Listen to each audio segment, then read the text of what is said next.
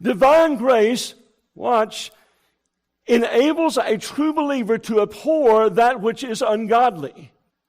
A true believer cannot freely indulge in evil.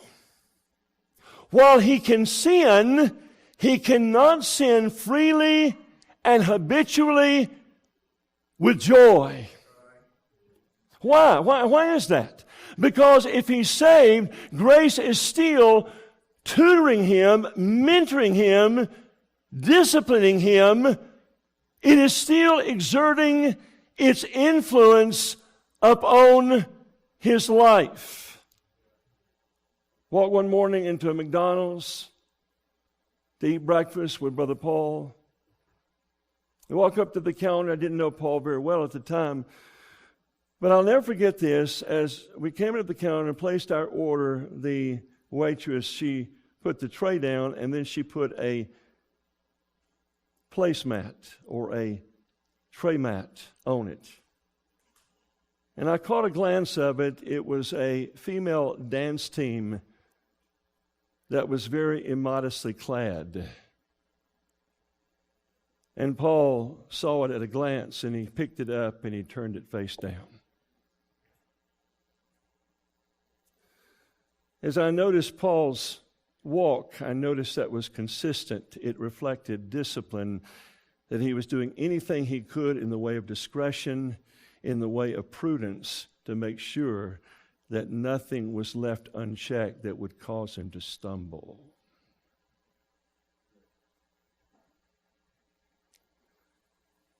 Yet so many professors, they watch the internet.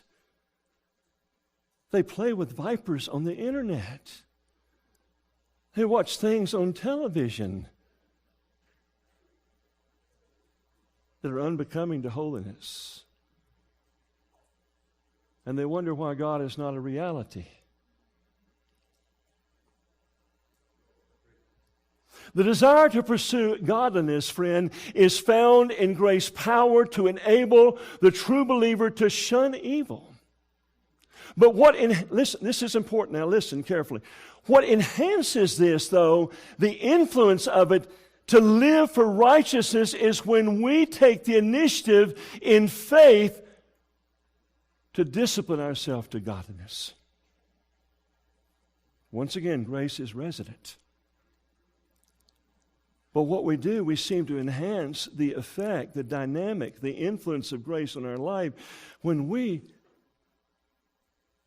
by faith, exercise ourselves to godliness.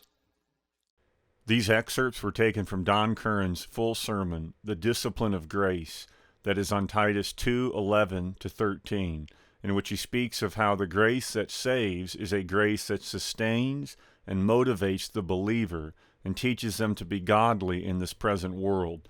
This message can be found on albianus.com.